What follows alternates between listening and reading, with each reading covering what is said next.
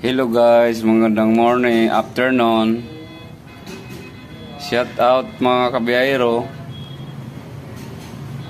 Sa garahe tayo ngayon mga kabiyahero. Pahinga muna.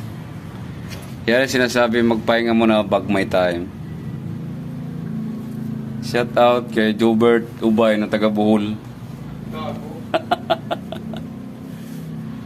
Yan guys, sa garahe tayo ngayon mga kabiyahero. Ang mga tropa natin nasa ilalim ng chassis. Yan ang pahingaan namin guys. Parang mga inarmy lang ng mga banat. Kung saan yung malilim, doon tayo mga kabiyero. Yan. Shout out sa inyong lahat. Magandang afternoon. Ito yung sinasabi guys na pahinga tayo. Pag walang biyahe,